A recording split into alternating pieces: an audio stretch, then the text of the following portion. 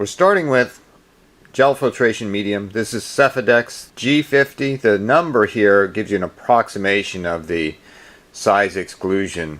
So this is will exclude proteins above 50 kilodaltons, 50,000 molecular weight. Inside is a white powder. In this beaker I put 9 grams of the G50 powder, and I swelled the powder overnight using this tris buffer, 30 millimolar tris buffer, pH 8.0. You can see that the 9 grams has swollen up to a volume of about 90 milliliters, almost 10 milliliters per gram of solid. Now we're going to gently stir the gel. It's important not to stir this too vigorously. Don't mechanically stir this. That can break your gel particles up into very fine dust, which will impede your flow rate in the column. So this is making a slurry. I'm using a sawed-off pipette to transfer my slurry to the column.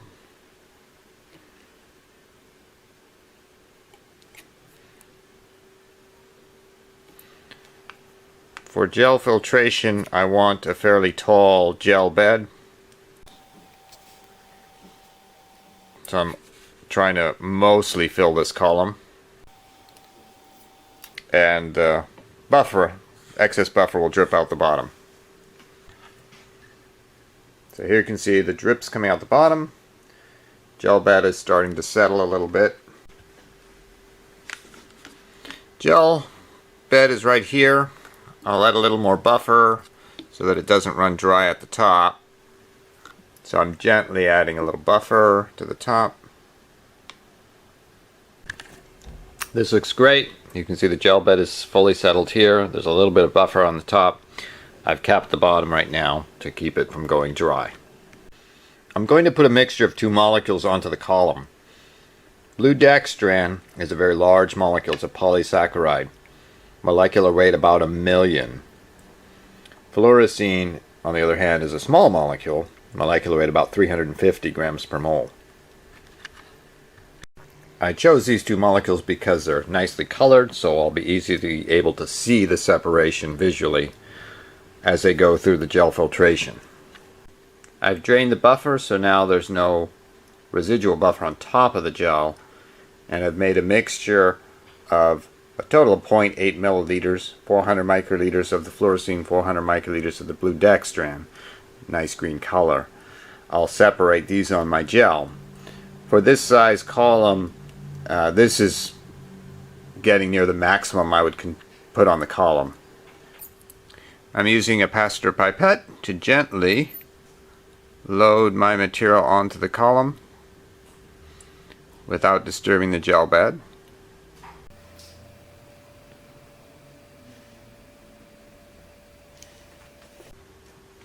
So here you can see the blue molecules, the large molecules, are moving faster through the gel. So I'll hope that I can get a complete separation between the blue and the yellow. Now the excess on the top of the gel is all soaked in. So I'm adding buffer very carefully to the top of my gel filtration column. I'll just add a fraction of a milliliter first to help get everything into the gel before I add a large volume of buffer. So now the separation is proceeded somewhat. I'm going to try to add a decently large volume this time of buffer on the top. About 1 milliliter would be great. If I do this well, then the buffer that I put on the top remains colorless because all the colored molecules have already gone into the gel.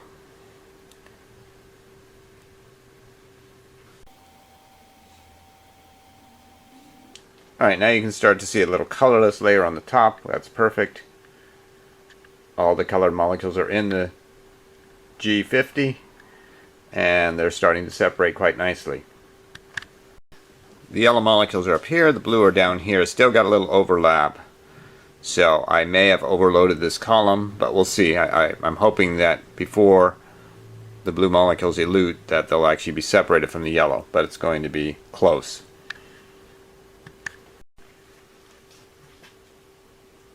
So out of the bottom now, blue liquid is dripping. You can see I do have a colorless layer starting to develop here. The fluorescein has been slowed down by the gel filtration. The blue dextran is coming through. So this technique is often used to separate a protein, which is large, from the small molecules that could be salts or could be a fluorescent tag that is unwanted. I've topped up with buffer on the top so that it never runs dry. The fluorescein is now eluting from the column. Fluorescein is fluorescent. I'm shining a little blue light, UV light on it, and you can see it glows green. The last little bits of fluorescein are emerging from the column now.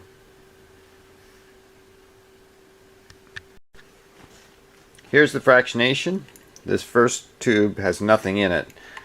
So this volume, which looks to me about 2.5 milliliters, is called a void volume, where nothing comes out. But then the blue molecules, the blue dextran, came through the column swiftly. So this is about a milliliter. Some of the blue dextran tailed into the next fraction. This is low concentration. Then I have a nearly colorless fraction here, and then the fluorescein starts coming out here. Fluorescein stopped coming out right about here. So the total volume will be 2.5, 3.5, 4.5, 5, 6, 7, 8, 9, about 10 milliliters is the total volume, which is what I would expect for a column of this size. Often what you want is just this first fraction with the large molecules. If you're trying to desalt a protein or remove the unbound label from a protein, then this is the fraction that has value. These fractions would just be junk. The original mixture, you can see, glows nicely, and what I believe is isolated blue dextran from the column has no glow in the UV. That's a sign that I have successfully separated out all the fluorescein from the blue dextran. So the column, if I've done it well, comes out completely colorless. It's reusable. Sometimes microorganisms like to grow in the Sephadex, so if you want to preserve your column for a long period, keep it in the fridge, certainly. And sometimes azide is added to the buffer to prevent growth of microorganisms. Here's tris buffer with 0.01% sodium azide, and this will prevent microorganisms from chewing on the dextran that's in the column if you're storing it over a long period of time.